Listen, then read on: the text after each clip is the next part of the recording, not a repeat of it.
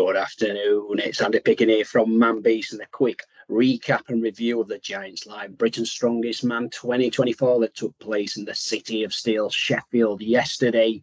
And what a show that was. And the weights and some of the events were incredibly difficult. I mean, for example, only a couple of years ago, you'd be talking a 400 kilogram deadlift as max. This one was for reps, with a step down of an option of 360 behind them as well, should they feel the need to pull the 360 if they're struggling on the 400. But that was for reps. Incredibly difficult, as was the axle as well. Another really difficult event. And then some of the favourites, the stones, a carrying medley, and obviously the sandbag toss. So no surprise here, Tom Stoltman takes the win. I think he was predicted as the favourite in that, but like any of these events, one slip up and you can lose that competition. So he took that at 56 points. Following him was Gav Bilton, 47.5 points. Luke Stoltman, 46 points. So brothers on the podium. I think that's awesome. Met Luke as well at Sheffield Dippers on Saturday morning. And what an authentic, genuine bloke he is. Honestly, gave his time to everybody there, pictures, everything else. Remember, this was on the day of a competition as well. I think he went into it really relaxed as well. I don't know whether he didn't put pressure on himself, and he just, put the training in, and it just all came together on the night. What an improvement he showed. I thought it was brilliant. Gav Bilton. Performance at night. I mean, there was a lot of events where you could say, like Adams Bishop's deadlift was absolutely ridiculous, 5 deadlifts at 400 kilogram, and then he went and did the 360 as well. But in terms of performance across all the events, Gav Bilton, for me, it's getting better and better and better. And if he continues on that trajectory, to me, he's got a real good chance in the future of grabbing that title, and it'd be well deserved because he's put the work in. His conditioning, to me, over the last couple of years with Gav, is he's able to do a full competition now without gassing out, and that's the big difference because he's a massive unit.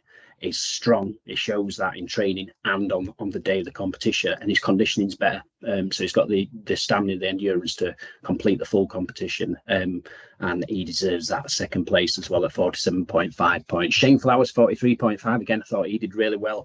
Smashed that sandbag toss as well.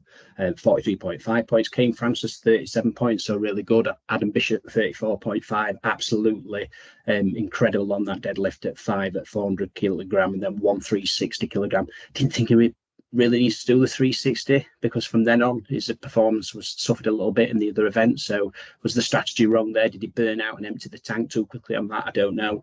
Let me know your thoughts. Pa O'Dwyer as well, 34 points. Always a crowd entertainer, him into he's really brilliant, gets a crowd going, and had some good events as well.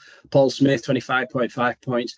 I know Paul would want to do better than that. He did pretty good on the axle. Got 3 reps there, deadlift. I think got 1 rep there on the 400. I think that's probably the most I've seen Paul pull as well, 400 kilogram. I'm sure he'll correct me if I'm wrong.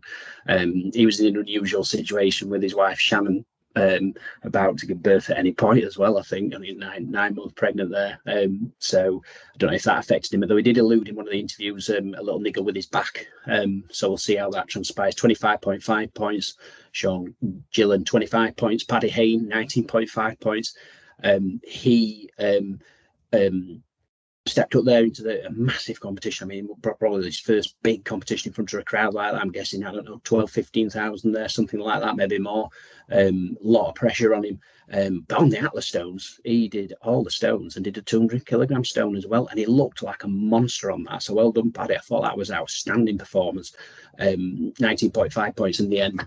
Mark Felix, 10 points. Even though he only got 10 points, Mark Felix is a legend. Announced his retirement on the night as well, to the complete audience, an arena bowing down to the Magic Man. Probably got a body of a 30-year-old as well. Still looks absolutely ripped at 57, I think, something like that he is. Did say in an interview with Lawrence Shalale that he's going to continue potentially in Masters and England's Strongest Man, but stepping down from the top level, and that's the Giants Live Britain's Strongest Man, and obviously retired from World's Strongest Man alongside Brian Shaw in 2023. Conor Curran, 2.5 points, withdrew after the second event. So just looking at some of these events as well, just break down. So the deadlift decision there. So Adam Bishop taking that with those 5 400 kilogram lifts, 1 times 360. Tom Stoltman, 5 400 kilogram. He's looking a monster as well on the deadlift. Gavin Bilton, again, this is why I think Gavin Bilton stole the show in terms of performance for me. Even though he didn't win it, he came second to me. I thought it was absolutely fantastic on these events. So well done, Wales there. Shane Flowers, three times 400 kilogram, absolutely brilliant as well. Luke Stoltman, 2 times 400 kilogram, 2 times 360 as well. So he went into the 360. Well done there. And then we dropped down the field. The results are online anyway. You can get it all the Fitness Vault as well. They've got the full list of the breakdown, but I'm just giving you a sort of rundown of the events. So the axle press, I look really hard that as well. I know it's stiff bar as well. Tom Stoltman there with 5 reps, Gavin Bilton with 4, Luke with 4 as well. Again, I think Gavin and Luke really impressing there. We knew Tom would do well. The others we don't know, so I think Gav and Luke stepped up to the plate there and really showed a good performance. Like I said, Luke just seemed so relaxed in this competition as well, so I don't know whether the pressure off him actually enhanced his performance overall.